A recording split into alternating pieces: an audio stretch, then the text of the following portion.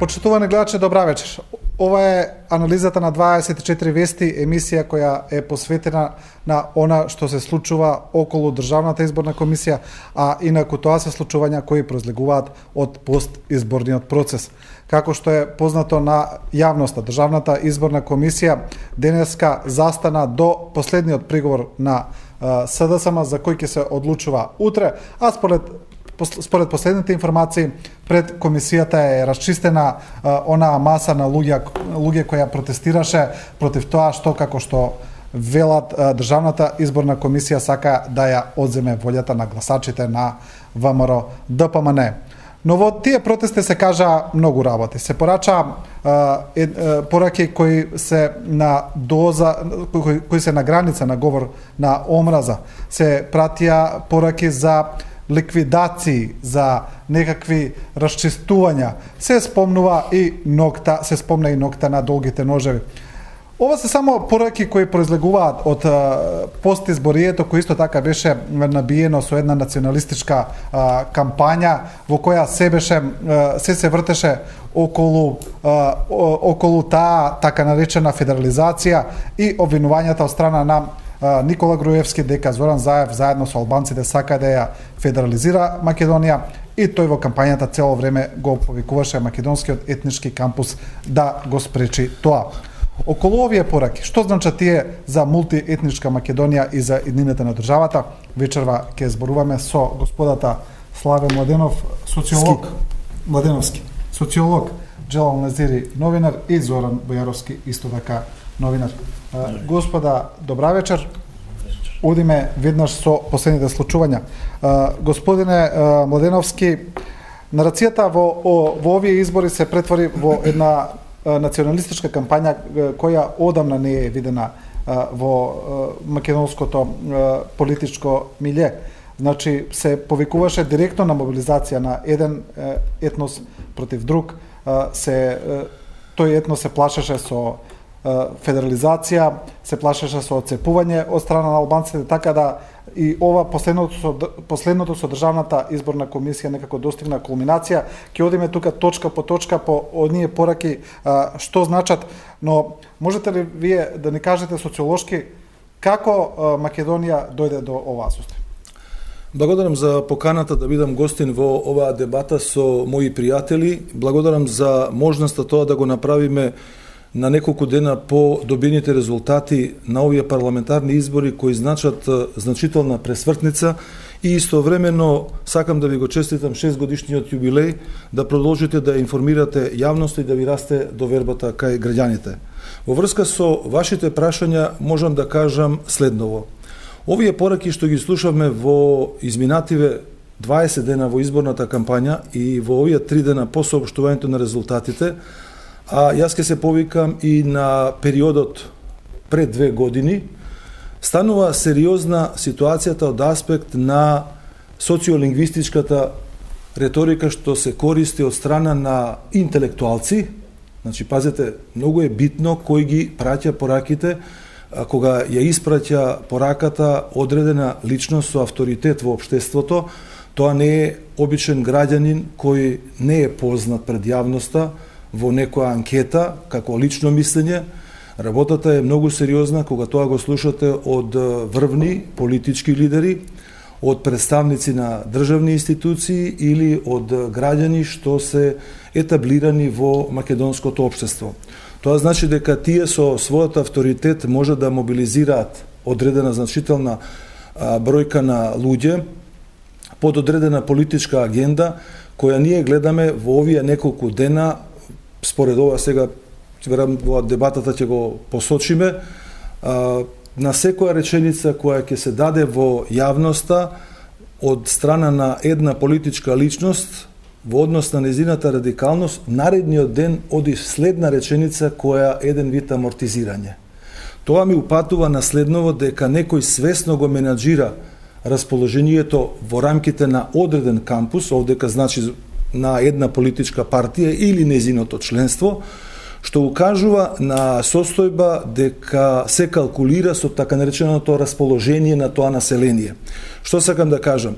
Употребата на зборовите дека некој народ е трпелив и дека некој се игра со неговиот гнев, а во таа иста ситуација како што вие кажавте дека некој повикува на ноќта на долгите ножеви, значи јас не би го узурпирал просторот овде и времето што ми е да објаснувам што значи тоа. Зборувам и за тоа подоцна, да. Верувам дека повеќето луѓе што ја следат оваа емисија и овој вид на емисии веќе се информирани. Меѓутоа и што и да биде кажано, укажува на состојба во која што некој успеа, и сега внимавајте што сакам да кажам, досега во извештаите ни беше укажувано дека државата е партизирана. Мојата оцена е дека ние почнуваме да го губиме општественото тло. Еве што сакам да кажам. Кога не би функционираат државните институции, кога имате исклучителна партизираност на тие државни институции, вие со промената на тие личности можете да ги вратите после извесен период државните институции во нормален колосек, да функционираат во интерес на сите граѓани. Меѓутоа, кога ќе дојдете во ситуација општеството да го поделите до такви граници, а овде да објаснам што значи тоа, тоа е всушност ситуација во која што вие не можете една обична прослава, фудбалски надпревар, музички концерт, обично живење на секојдневието на луѓето да го организирате, а при тоа да не ги поделите луѓето. Да, добро, ќе предаме подоцна, токму тоа е една од главните прашања за функционирањето на институциите. Господине Незири, кога пред Државната изборна комисија протестира една маса на луѓе кои се приврзаници на ВМРО ДПМН, и при тоа тие пеат една песна, она навивачка песна во која се спомнуваат клетите, нели, представници на албанскиот народ во една пежоративна форма, а таму во Државната изборна комисија седат Субхи Јакупи и Бедредин Ибраими кои ги бранат интересите на ВМРО ДПМН. Сега некако многу се измешаа лончињата, на што личи ова веќе? Има ли логика во целата вара? Мислам дека тука и лежи тој апсурд кој што ние го видовме синоќа, или кога беше, да, кога се... Па тоа се пиеше и синоќа, и денеска.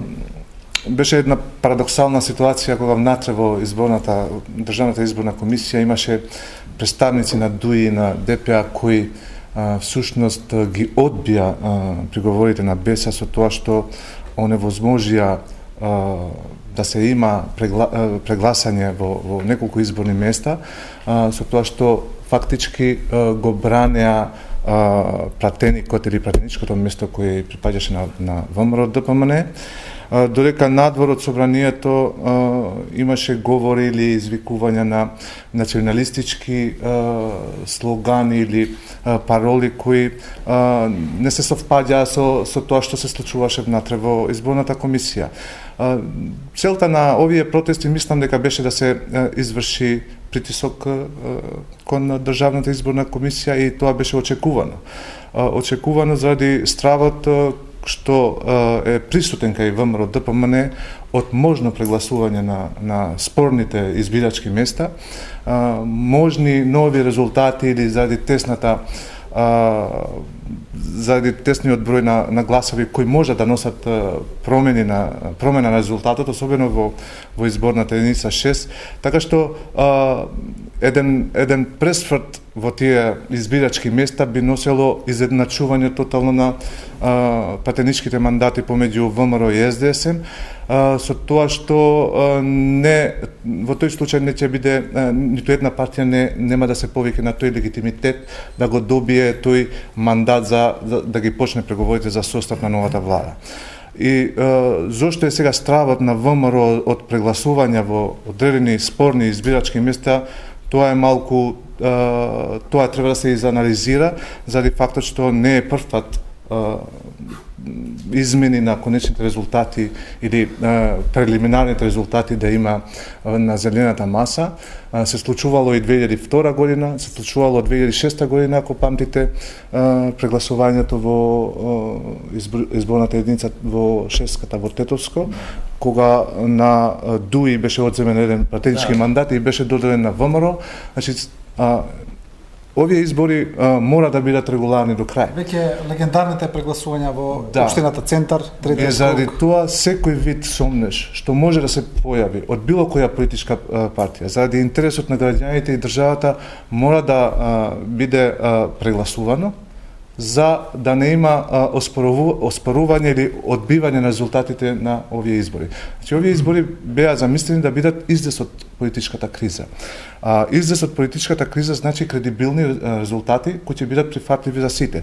Заради ова, ДИК, значи законски, уставно, има обврска, сите тие приговори кои се основани да ги усвои, така што да се загарантира правото на глас на секој во Македонија, за да крај да имаме кристално чисти резултати, потврдени од ДИК. Она што може да се слушне како дискурс од партиските представници на ВМРО надвор од салата кај што се одржуваше состанокот, укажуваше на тоа дека народот одлучи овие да бидат конечни резултати, што мислам дека е во конфликтни ситуации, зашто ако народот, ако се води изборната комисија по притисокот што се случува надвор од таму кај што се одржува состанокот, тогаш се очекува и опозицијата да излезе на улица и да не ги прифати истите резултати, и ако има повеќе народ на тие протести пред ДИК, тогаш мислам дека ова води кон конфликт кој не значи излез од кризата. Господине Бојаровски, јас не верувам искрено дека представниците на ВМРО ДПМН се толку наивни и не знаат дека се работи за една нормална законска процедура која мора да помине, дека тука навистина нема ништо спорно, но еве токму оваа теза што ја кажа господинот Мезири е интересна, значи нас потребната кредибилност на овие избори стана кредо пред нивното одржување, што е една флоскула која е повторена илјадници пат од страна на меѓународната заедница. Дали можеби мислите дека можеби се работи за некој резервно сценарио на кој во случај на еден непосакуван резултат би се направил обид да се урне кредибилноста на изборите? Јас така и планирав моето прво излагање прелиминарно овде да го кажам во таа насока, со тоа што за да стигнам до тоа само ќе кажам 2 или 3 поенти за да биде појасно за што станува збор. На политичката сцена деновиве во Република Македонија е поставена Република Македонија и таа се крши, се ломи меѓу тоа да биде вратена во средниот век, во најмрачните амбиенти на средниот век и оттаму ги црпи овие изблици на омраза што сега ги гледаме, или пак да биде на таа иста цена да го одбере патот на Република Македонија на 21. век. Држава на отворени умови, држава со европски перспективи, држава на слободоумни граѓани, држава на еднакви граѓани без разлика на било каква припадност, политичка, етничка, било каква. Тоа се одигрува на сцената овие денови. Тоа се случува, протагонистите на оние кои сакаат Македонија да ја вратат назад или да ја го облечат рувото на држава, на мрачна држава од средниот век, се протагонистите на медиевализмот, намерно го употребувам овој збор, затоа што дури во средниот век има држави и центри кои биле прогресивни. И ги одделувам од она што овие протагонисти на мрачниот среден век, на принципите на таков еден среден век, се обидуваат денеска да ја вовлечат Република Македонија, тие протагонисти ги гледаме на улицата. Меѓутоа, оние кои диригираат со тие протагонисти се на друго место. Во топлиот амбиент на некоја соба обложена со мермер. Зошто сега се тоа се случува? Зошто е таква сцената политичка во Република Македонија? И сега доаѓам до конкретниот одговор на вашето прашање. Тоа е заради тоа што ДПМН намерно не го спомнувам зборот ВМРО, подоцна ќе кажам зошто, затоа што ДПМН е соочена со ситуацијата во која таа, иако еве да речеме после сите процедури кои треба да поминат, и да биде победник на изборите. каков таков, минимален, но да речеме е победник на изборите, таа е таков победник што таа нема да може да состави влада. Таа неможност да состави влада и да управува со државата во наредниот период ја прави нервозна. Ја прави дотолку нервозна што го предизвикува и го потикнува ова сценарио за кој зборувам пред малку. И да поентирам со третата овакво, за да оставам понатаму збор, ја мислам дека не станува збор за говор на омраза на границата. Говорот на омраза овие денови е оттаде границата далеку отиден. И не можете да извикувате пароли "Ќосето е жив", да пеете клетите шиптари, јас ќе го употребам тој збор со сите извинување и конотација, не го ставам само го цитирам, се разбира дека не го мислам истото, да употребите ноќ на долги ножеви, време е за ноќите на долги ножеви, сето тоа е говор на омраза оттаде границата. И не само како политички говор на омраза. Тоа е говор на омраза кој ги прекршува и кривичните закони во Република Македонија. Хелсиншки комитет, еве ја не сум правник, но се повикувам на Хелсиншки комитет, тој денеска утврди, го спомнувам Хелсиншкиот комитет, иако е тој нели олицетворение на предавниците во Република Македонија, прикажам низ визурата на ДПМН-овските аспекти, но тие се таму стручни луѓе и веќе утврдија дека тука имаме сериозни кривични прекршувања на кривичниот законник по неколку основи. Ширење на омраза, поверска, национална и така натаму омраза, како и исто така многу сериозното прекршување на еден од членовите на кривичниот закон, кој се однесува на закани по сигурноста на граѓаните. Бидејќи, кога повикувате на ноќ на долгите ножеви, секој граѓанин во Република Македонија што мисли поинаку од тие протагонисти е закана за него. Секој граѓанин. Сега да видиме дали на сцената ќе стапи основното јавно обвинителство. Се разбира дека не. Да. Господине Младеновски, ноќта на долгите ножеви, значи, кога тоа ќе го каже председателка на комисија за верски односи, господјата Валентина Божиновска, која во сите овие изминати години зборува за толеранција, за потреба на толеранција меѓу заедниците, за релаксирани меѓу национални односи, и одеднаш ја гледате качена на некоја бида, зборува за таа ноќ на долги ножеви, еве кратко во една реченица, значи тоа е она пресметка на Адолф Хитлер во нацистичка Германија со своите неистомисленици. Од каде е таа фасцинација еве на ВМРО ДПМН, бидејќи тие се навредуваат кога опозицијата или некои нивни противници ги нарекуваат дека се фашисти.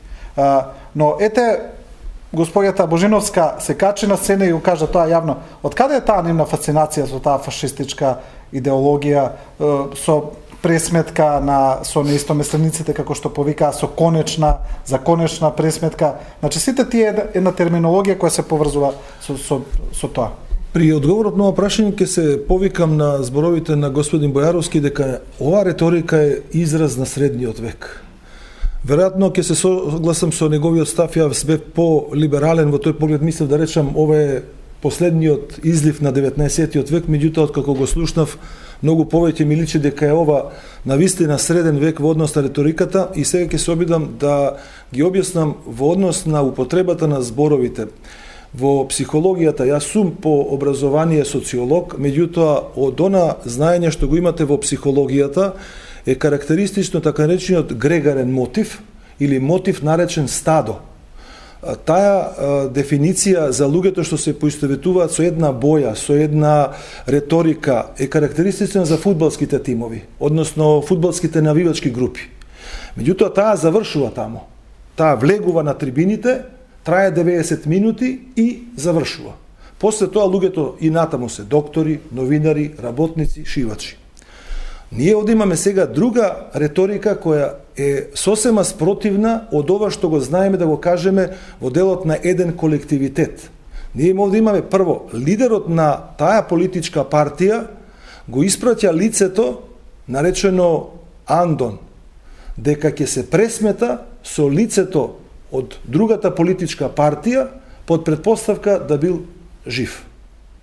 Вториот ден ретерира во изјавата за да во наредните денови наизменично слушаме личности од врвот на таа политичка партија со слични изјави кои калкулираат, и тоа е она што сакам да го кажам, они го менаџираат гневот на граѓаните. Оваа личност што ја посочивте, Валентина Божиновска, од аспект на позицијата што ја има, е надвор од памет да се коментира со самата позиција што има. Меѓутоа, моето укажување беше дека токму искажаните реченици од одредени личности кои во јавниот живот представуваат нешто, се сериозно укажување дека таа група на луѓе што ги слуша, не е битно дали е таа 100, 200 или 300, самата изјава се пренесува преку медиум, може да ја слушнат и 200.000 луѓе. Укажува на состојба во која што овие луѓе ја билдаат сопствената група, дека мора да се мобилизира, пазете, внимавајте, они токму тоа го прават, кога би гледале со моите очи и кога би анализирале од аспект како тие зборови се доживуваат од аспект на групата. Вие во дадената ситуација имате војници.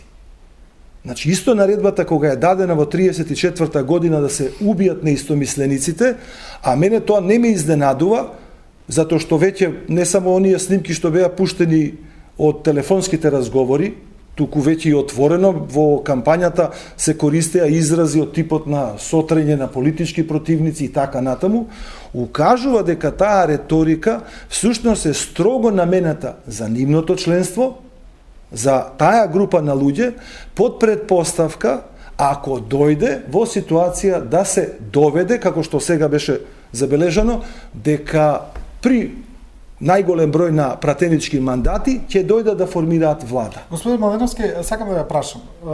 Ми ја кажавте поентата дека они со тоа го менаџираат гневот, значи ја менаџираат целата таа ситуација. Но тука вистинското прашање е до кога тоа може да се менаџира? Бидејќи ако се мобилизира својот партиски корпус. Од друга страна, страната која е загрозена, веројатно се мобилизира и таа, бидејќи се чувствува загрозена, а сето тоа неминовно укажува на некој вид на конфликт, дали граѓански, меѓупартиски, меѓуетнички. Значи, прашањето е социолошки, до кога може тоа да се менаџира на ваков начин? Се уште е на ниво на вербална закана. Значи, правниците, јас не сум правник, веројатно ќе го препозна тоа што го каже господин Бојаровски, дека има кривична основа и да се повикам на тие луѓе, мора да дојде до директен контакт. Значи, дека постапката може да ја покрене јавниот обвинител, а нема да ја покрене, има основа. Меѓутоа, ова што вие го прашувате нема да дојде до директен контакт од причина дека нема действие од оваа група. А јас сега ќе ви послушам еден пример, ако добро ме држи сеќавањето, ќе се извинам ако грешам, во 2001 година имаше напад на луѓе од муслиманска вероисповест во Битола, мислам дека беа турци, по информација која им било кажано дека биле балисти, редентисти, какви све не изрази во 2001, после испадна луѓето дека со ништо не биле криви. Не само таква постапка која ќе има, вие тогаш ќе се почувствува втората група загрозена. Сега на ова ниво, затоа викам дека они го менаџираат овој конфликт потенцијален на ниво на вербален исказ. И што се случува? Во моментот кога ќе заврши работата на Државната изборна комисија, под предпоставка да имаат 51 пратеник и под предпоставка дека може да формираат влада со 61, односно да се прегласува, дополнително самата влада, односно сега двете политички партии, ќе имаат проблем во нивното функционирање. И сега, тука не би сакал да лицитирам, затоа што не сум навлезен во тие политички игри, кој за кого и што би бил, меѓутоа само би кажал вака. Ако во овие 10 години, луѓето што се огрешија по сите можни закони во оваа држава, интересот ги обединуваше, а тоа можеше да биде криминалот, тендерите и така и натаму, не гледам зошто таа точка или тој фокус на нивното обединување повторно не би бил клучен да формираат некаква влада, да се преструктурираат во овој нареден период и повторно да излезат на некои предвремени парламентарни избори. Да, добро, тоа е токму следното прашање за господинот Незири, можностите сега за коалицирање, но ќе направиме кратка пауза, одиме со рекламите и веднаш се враќаме во студиото.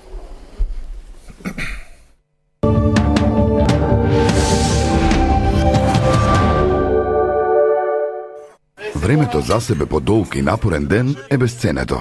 но постои нешто на кое не можам да одолеам. Препечен леп со путер. Изгледа премногу едноставно, но президент путерот менува се. Нежно и свежо. Се е до вкусот. Совршено. Президент путер. Неодолива страна на животот. Ова не е обична наградна игра. Ова е шпаркастична наградна игра. Со секоја трансакција од најмалку 300 динари, со вашите картички Mastercard и Maestro добивате една, а со безконтактната картичка Mastercard Debit дури двојна шанса да освоите вредни награди. iPhone 7, скутер Piaggio Liberty и неодоливаца Opel Astra. Само со платежните картички Mastercard од Шпарка се банка. Банка на вашето семејство.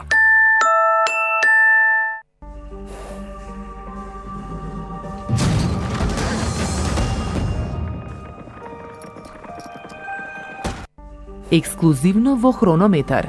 Плоштад Македонија, Скопје. Ристикјева палата. Животот во колективните згради носи удобности, но и солидарни обврски, без оглед дали и колку користиме. Оние со централно грејење подобро се грејат, помалку плаќаат и придонесуваат за животната средина. За оптимално грејење потребни сме сите. Колку повеќе не има, помалку трошоци за секого. Навременото плаќање на сметките исклучува дополнителни трошоци за присилна наплата согласно законот. Така функционира светот. Ние не сме исклучок. Вредите сме вклучени. За топол дом, за доброто на сите. Снабдување со топлина Балкан Енерджи.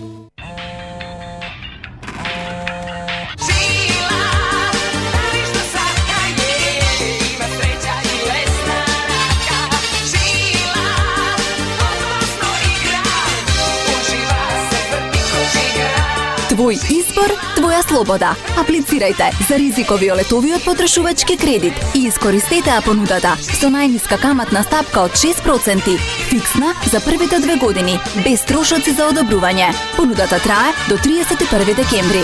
НЛБ банка. Услугите на Телекабел од сега достапни и во Охрид. Најголем избор на телевизиски канали без доплата, најбрз интернет и најевтини цени за телефонски услуги. Единствено во Телекабел, без обврзувачки договори. Информирајте се на телефонскиот број 046 609 609 или посетете го новоотворениот наплатен центар во Охрид, наспроти градскиот пазар. Кабел си е кабел. Телекабел. Првата љубов ми се викаше Светле, Светлана, втората Сонја, па Мимоза, па Теодора, па Наташа, па Сонја. Сонја кажав? Да, добро. Па после имав една Искра, па после имав една Ивана, па и сите ме откачија. Сите, само една не. Струмка. Струмка и јас. Половина век, љубов. Македонијо, среќна нова година!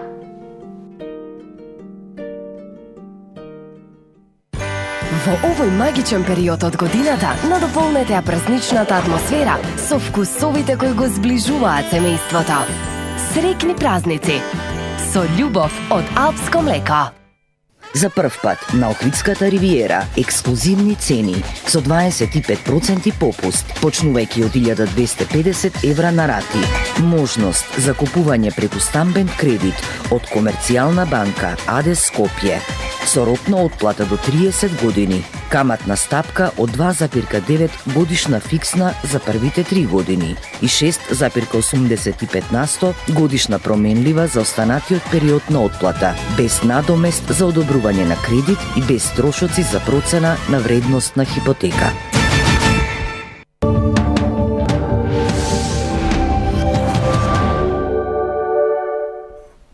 Се враќаме во студиото.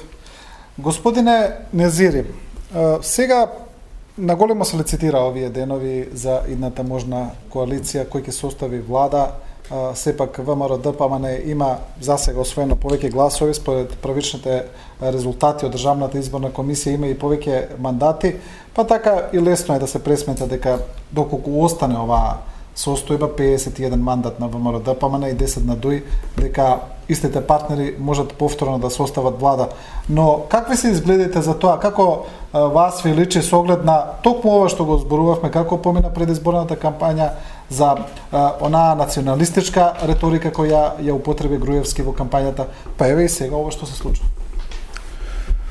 Јас мислам дека освен таа тој фолклор или национализам кој беше присутен во дискурсот на ВМРО ДПМН, а коректно е да кажеме дека беше присутен и во дискурсот на ДУИ, како проблем за склучење на нова или продолжување на владината коалиција помеѓу овие две партии би било и лошиот резултат што го имаше ДУИ на последните избори. Натре во партијата, јас знам дека има сериозна дебата и анализи за тоа кај погрешиле и што се случило со тоа што има преполовен број на гласови, а со тоа и преполовен број на мандати, која што е огромен пат за една партија. Има повеќе мислења дека ДУИ како партија е истрошена во овој период на коалицирање со ВМРО ДПМН, во кој период ниту една од нивните точки кои беа пропагирани во предизборните кампањи во претходните изборни циклуси не беше ниту од близку спроведена. Искуството на политичките партии на етнички албански со коалицирањето со ВМРО не се баш добри уште во 2006 година, ако се навраќаме. Уште во тој период ВМРО ДПМН користејќи ситуацијата настаната со стабилно мнозинство кое го освои, тогаш лицитираше со двете партии. Таа лицитација им создаде сериозен удар врз нивниот рейтинг, чиј удар мислам дека беше фатален токму за ДПА, Демократската партија на албанците, која еве сега на последните избори после објавените афери со прислушкувањата за контактите на Тачи со партиски функционери на ВМРО, сега мислам дека е на работ на исчезнување од политичката сцена со спојување на само две пратеници. Сакам да ве прашам токму за тоа. Ако се вратиме назад, тука како да се повторува еден интересен шаблон со албанските партии. Ако се вратиме на времето на ПДП, со појавата на ДПА, ПДП исчезна како партија. Со појавата на ДУИ се поклопи мокта на ДПА. Дали ви наликува дека овој шаблон се повторува со појавата на БЕСА и со евидентниот пат на ДУИ? Мислите ли дека веќе на следните избори ДУИ ќе стане ДПА, а БЕСА ќе стане ДУИ? Мислам дека токму заради ова тука сакав и да излезам, стравот на ДУИ за продолжување на владината коалиција, иако имаат минимални 67 пратеник со ВМРО или би требало да имаат со конечните резултати, сепак постои тој страв да не заврши ДУИ исто како и ДПА во случајот или како ПДП порано. Токму овој страв ги прави политичките партии на албанците многу внимателно да пристапуваат кон можното склучување на коалиција со ВМРО ДПМН. Особено. ВМРО ДПМН покажа низ целата кампања, но и протестите кои се случуваа пред Државната изборна комисија, покажа дека се користи со национализмот како средство за собирање на гласови или собирање на доверба од страна на граѓаните, но таа реторика оди на штета токму на политичките партии на албанците. Ако влегува во преговори било која од партиите, мислам дека барањата кои ќе бидат испоставени или испорачани од страна на тие партии, значи албанските партии, ќе бидат максималистички кон ВМРО ДПМН, и токму ова ќе биде резултат од тој страв да не продолжи понатамошното трошење на ДУИ како политичка партија. БЕСА веќе се изјаснија дека не би коалицирале со ВМРО ДПМН. Од БЕСА имаат до сега јасен став дека нема да одат во коалиција со ВМРО ДПМН, а мислам дека се предпочитува некоја коалиција која би била без ВМРО ДПМН, која би била помеѓу ДУИ и БЕСА, со тоа што заедно со СДСМ ќе би составиле нова влада. Значи една таква влада мислам дека се гледа како најможна варијанта во овој случај, иако не се исклучува можноста за други комбинаторики. Но Како, например, концентрациона влада? Па може, широка влада, концентрациона влада или техничка влада, но мислам дека коалицирањето со ВМРО во овој случај, за разлика од 2006 година, имаме спротивна ситуација. Тогаш кога и ДУИ и ДПА трчаа кон жолтата куќа за да ја убедат ВМРО дека тие се нивни партнери, сега е бела, но изгледа никој не оди таму или се плаши да оди таму за коалиција. Господине Бојаровски, еве јас направив една весела математика, груба за тоа. Значи, ДУИ на овие избори доби 86.000 гласа. Бројот на останатите етнички албанци кои гласале, малку тешко да се пресмета, бидејќи не го знаеме точниот број кој отиде кај СДСМ. Јас направив некоја груба проценка од 180.000 гласа, помалку или повеќе, не знам, од останатите. Значи, тоа може да се каже дека е едно референдумско изјаснување против политиките на ВМРО ДПМН во албанскиот политички кампус, бидејќи е повеќе очигледно дека тие луѓе гласале против досегашната политика. Мислите ли дека ДУИ во овој случај ќе се осмели да отиде, значи, каде што има повеќе од дупла разлика во албанскиот политички корпус, повторно да коалицира со ВМРО ДПМН на таков начин, погазувајќи ја јасно изразената волја на албанците? Јас во моето прво излагање кажав дека нервозата кај ДПМН се состои во тоа што нема да може да се остават влада. А нема да може заради тоа што овој пат, сега доаѓаме до поентата и на овие бројки од веселата математика ваша, овој пат се целосно променети околностите во кои ДУИ или било која друга албанска партија би помислила да коалицира со ДПМН. Зошто? Прво, ова што вие го спомнувате како се пресликуваат од изборни циклуси во изборни циклуси, па една доминантна политичка партија кај албанците паѓа заради подемот на другата и така натаму. Таа не е проста математика. Тоа е израз на зрелост, на политичката зрелост кај албанскиот кампус. Они и на овие избори покажа исклучителна политичка зрелост албанските гласачи. Затоа што казнија една политика на деструктивност, на корупција, една политика која граѓаните од нивните редови ги нарекуваше индијанци,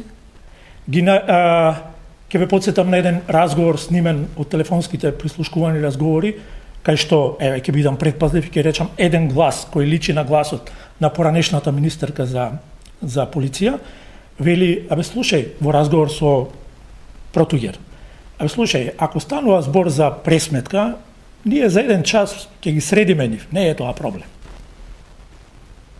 И знаете, кога имате една таква реторика, кога ги нарекувате вашите коалициони партнери, бидејќи со нив седите рамо до рамо во владата индијанци, тоа не може да остане неказнато кај албанскиот гласач. Не дозволува тој такво нешто. И сега, веселата математика кажува дека казната за тие гласови што се кај СДСМ од албанците се казна и за ВМРО, но и за ДУИ.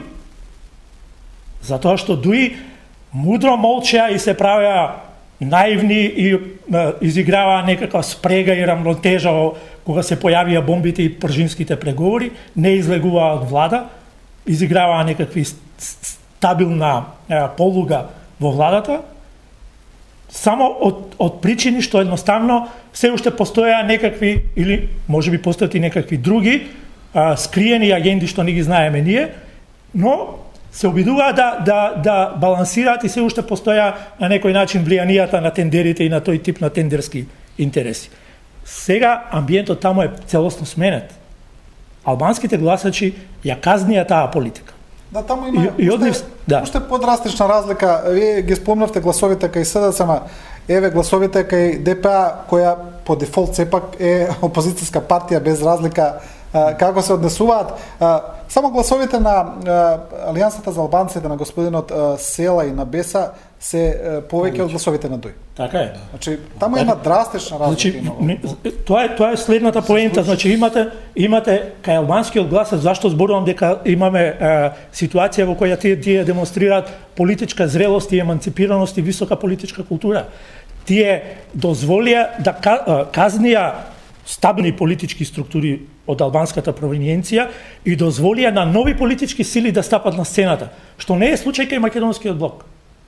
Ние ниту еднаш до сега не успеавме македонските гласачи да изгласаме или да создадеме доволно критично јадро за да поттикне нова политичка сила меѓу во македонскиот политички блок. Се додека се случува реформирање на постојните политички партии, имаме случај на СДСМ која тотално е реформирана, ги нема старите ликови во партијата, значи е сосема нова партија под истиот бренд.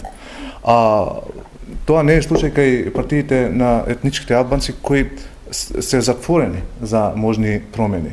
И таа затвореност креира во континуитет нови политички партии со нови политички алтернативи кои покажува историјата дека секогаш имаат успех и се подигнуваат на сметка на постаите. Тоа што се случи кај албанскиот, условно кажано, политички кампус во Македонија беше делегитимирање на ДУИ како партија која се повикуваше цело време на легитимитетот на албанците, со тоа што опозицијските гласови беа многу повеќе поизразени во однос на тоа тие што ги освои ДУИ, но имаме уште еден момент и во условно кажано македонскиот политички блок која ако ги соберете сите гласови на опозицијата, мислам дека околу 20.000 гласови се повеќе во однос на тие што ги доби ВМРО. Не знам, можеби нашиот изборен законник или тој Донтов модел обезбеди повеќе пратеници за ДУИ или повеќе пратеници на ВМРО ДПМН, но не треба да се занемарува фактор дека граѓаните во Република Македонија гласаа за промени. Ако продолжи истата коалиција, која видовме дека од бомбите како функционира и кои се нивните приоритети, мислам дека ќе имаме легализација, еден вид легализација на корупцијата. Нема да биде веќе не треба барем да биде проблем за државата корумпирањето или корумпираните политичари во иднина нема да бидат проблем за оваа држава. Законот ќе важи само за обичниот граѓани, но не за политичките елити. Значи целата оваа ситуација, сите овие корумптивни и криминални активности кои се случуваа во минатото и бевме сведоци од бомбите дека значи кои се учествува во истите и ако нема разврска на сите тие случаи, значи фактички имаме легитимирање на корупцијата, криминалните активности за политичките елити и тоа значи целата сметка ќе биде платена од самите граѓани. Ке може да се произнесам во однос на прашањето за коалиција, кога станува збор за ова што ги очекува ДУИ и ВМРО ДПМН. Моje мислење е дека секоја коалиција, па и ова, ќе се прави од аспект на позицијата и од аспект на интересот.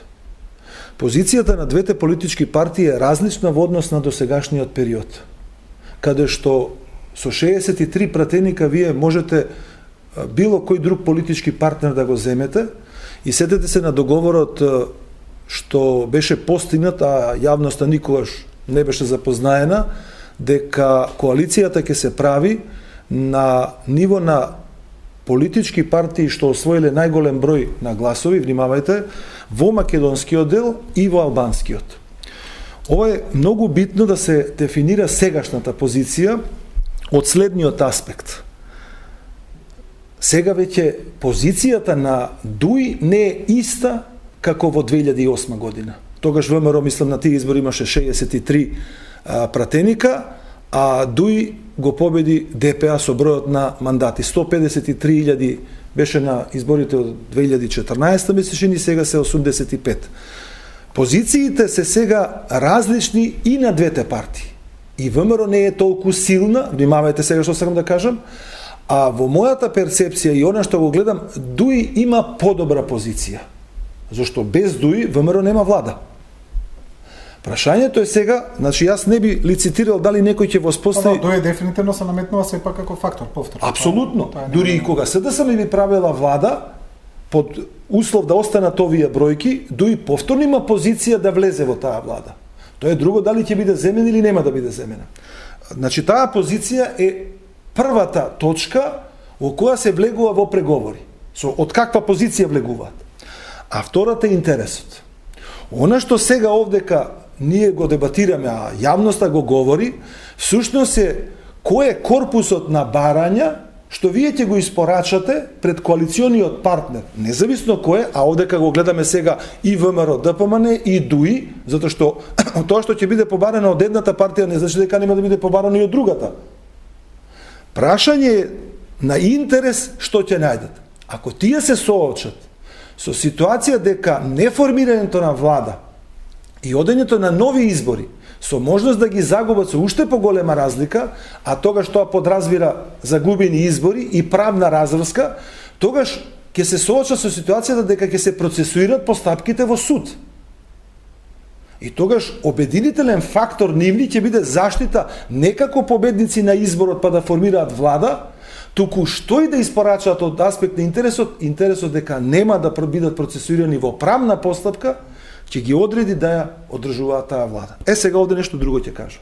Значи, ова е ситуација во која што ние тоа би требало да го дознаеме пред локалните избори. Ќе видиме како ќе функционираат. Значи, сите постапки, 20 дена што треба за формирање на влада, мандатар и слично.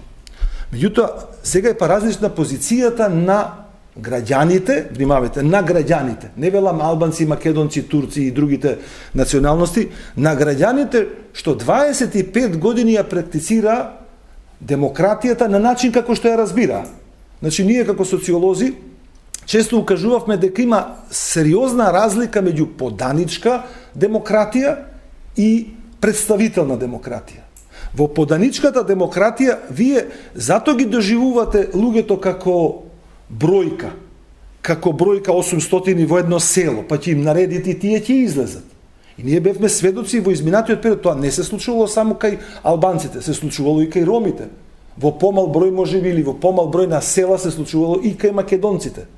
Одеднашка вие имате ситуација во која што граѓаните, значи 25 години после тоа, се обединуваат не по етничка линија. Се обединуваат по основ на одредена интересна филозофија, која вели да не им дозволиме на овие што ни го уништуваат општествениот живот. Значи, првата точка која што јас ја гледам што ги обедини граѓаниве, значи веќе тие се индивидуи, се всушност општото незадоволство од владата и од државните институции, независно кој ги водел. Значи, дали бил ДПА во ВМРО, со ВМРО или после ВМРО со ДУИ, тие точката што ги обедини овие луѓе беше општото незадоволство. Сега на оваа ситуација вие тоа незадоволство го делите на различни елементи. Па имате партизација на државната управа, тендерската во бизнисот, потоа во граѓанскиот сектор, потоа во образованието, во здравството. Имате многу паралели кои што ова незадоволство го генерира по различни основи, меѓу млади, стари, внимавајте, студентите беше таа група која што излезе и која во почетокот рече ние не го прифаќаме овој начин на владење. И тогаш самото етаблирање на интересите на граѓаните не можеше поинаку да се најде, освен кај политичка партија која отворено рече дека ние се бориме против криминалците. Господине Незири, до сега ВМРО, ДПМН па и ДУИ во однос на нивната регионална поставеност и меѓународна се представува како фактор на стабилност и мислам дека не само се представува, туку и се перцепира од страна на меѓународната заедница. Дали после овие избори ги коментиравме резултатите на ДУИ и поставеноста во однос на албанското гласачко тело, но и на речиси идентичниот број на гласови на опозицијата со ВМРО ДПМН, мислите дека тој блок ВМРО ДПМН ДУИ се уште може да биде фактор кој ја контролира состојбата во Македонија, она што обично меѓународната заедница во оној нивен прагматичен пристап, не толку принципиелен, секогаш го бара? Мислам дека повторно ќе бидат, но нема да бидат ексклузивни фактори за стабилноста или нестабилноста на Македонија. Ако се сеќаваме 2006 година, кога ВМРО ДПМН склучи коалиција со ДПА како партија која освои помалку гласови пратеници во кампусот на албанските партии, сепак имавме еден нестабилен период се случија многу инциденти кои беа сериозна опасност по меѓуетничките односи. Една стабилност се постигна само кога овие две партии, кои беа главни фактори и кои наметнуваат темпо и кај македонските, етничките македонци и кај етничките албанци, влегоа заедно во заедничка влада. Значи, од тогаш ние имаме стабилна држава во однос на немање меѓуетнички инциденти од посериозен тип. Сега, после овие избори, значи, тие ја немаат таа ексклузивност да се повикуваат на тоа факторство за одржување на стабилноста и мирот во земјата, но и во регионот. Јас и претходно кажав дека Дуи веќе го нема легитимитетот, фактичкиот легитимитет кај албанците, тоа што Донтовиот модел и даде предност, и даде најмногу пратеници во однос на останатите партии одвоено, и фактот што новите иницијативи не смогнаа сили да ги надминат личните интереси или групалните интереси за да склучат предизборна коалиција, резултираше Дуи повторно да остане фактор со овие 10 пратеници, помалку, значи дупло помалку од минатиот состав, но сепак да стане клуч за составување на новата влада. И токму оваа позиција е многу значајна за Дуи, зашто 2014 година освои максимален број на гласови која една политичка партија на албанците би можела да ги освои. Сега, друго е прашањето дали се тие регуларни сите гласови, но факт е дека тие гласови и дадоа максимална предност на Дуи како политичка партија. Никоја претходно политичка партија на албанците ги немаше тие гласови. И лошите резултати кои Дуи ги покажа од 2014 до сега, и тоа што беше прикажано во прислушкуваните материјали кои ги објави опозицијата, придонесе разочареноста од оваа партија да биде толку голема што таа да има преполовен број на гласови.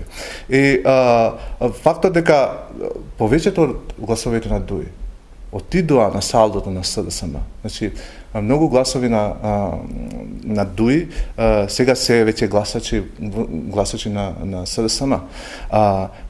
Јас вчера имаше една репортажа, мислам една телевизија на албански јазик за да ги праша луѓето од Тарачиново, кај што општина кај што победи СДСМ, да ги праша зошто од едно село или општина која беше синоним на она од 2001 година, сега да се гласа за, условно кажано, македонска партија од штабот на СДСМ во Арачиново имаше луѓе кои велеа дека од 2001 година до сега Дуи, но и сите останати политички партии на албанците кои имаат истиот политички наратив.